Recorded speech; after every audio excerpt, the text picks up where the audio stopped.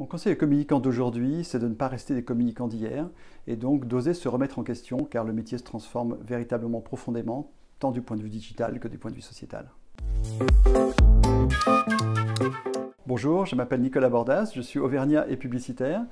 Je travaille dans un grand groupe de communication qui s'appelle TBWA, dont je suis vice-président international et j'ai le plaisir de diriger l'Executive Master Communication de Sciences Po. Il y a trois grandes évolutions du métier de la communication depuis 20 ans et pour les 20 ans qui viennent. La première, tout le monde la connaît, c'est l'internationalisation, la globalisation, le fait que tout aujourd'hui est international. La deuxième, c'est le digital, c'est la transformation digitale. Bon, évidemment, c'est un peu une tarte à la crème, sauf que c'est une réalité pour toutes les entreprises aujourd'hui. Ça n'est pas qu'un concept, c'est un passage à l'acte. Mais la troisième, qui est moins connue, mais qu'on commence à véritablement voir aujourd'hui, c'est la transformation sociétale. De plus en plus, les entreprises doivent affirmer leur utilité, définir leur raison d'être, mais surtout la prouver au travers de ce qu'ils font, de leurs actions, de leurs innovations, mais aussi de leur comportement et bien sûr de la communication. Le directeur de la communication de demain sera donc un directeur plus international, plus digital et plus sociétal.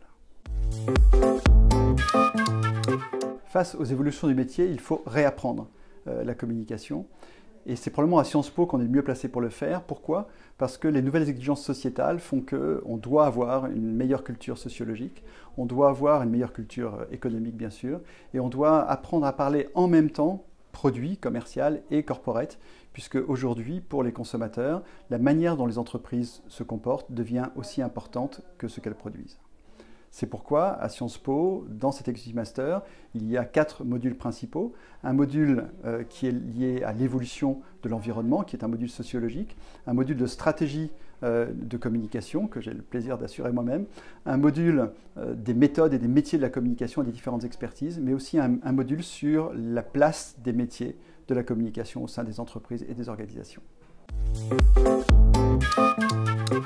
Le premier temps fort, c'est l'expérience vécue en commun par les étudiants qui vont démultiplier leurs connaissances, partager leur expertise, travailler en réseau, qui se traduit par un deuxième temps fort qui est un travail d'équipe collective, qui est une étude de cas, où ils vont présenter une recommandation de stratégie de communication à une véritable entreprise et à son management. Le troisième temps fort, c'est bien sûr le voyage d'études, qu'on appelle la Learning Expedition, qui se fait en alternance et en partenariat avec des universités associées de Sciences Po aux États-Unis ou en Chine. Et le dernier temps fort, peut-être le plus structurant pour la vie professionnelle future des gens qui participent à ce master, c'est le mémoire personnel, professionnel mais personnel, qui va leur permettre de synthétiser l'ensemble de leurs acquis. Toute personne qui a un début d'expérience ou un début d'intérêt pour la fonction communication. Ce sont souvent des gens qui ont déjà travaillé dans le domaine de la communication au sein de leur entreprise, mais peut-être sur une expertise particulière et qui veulent acquérir les expertises qui leur manquent. Ça peut être des personnes qui ont travaillé dans d'autres dimensions de l'entreprise, mais qui ont besoin d'intégrer la dimension communication pour leur futur professionnel. Ou ça peut être des gens qui, dans leur entreprise ou leur micro-entreprise, veulent tout simplement être meilleurs en communication et savoir ce que ça veut dire comme de demain. Sciences Po.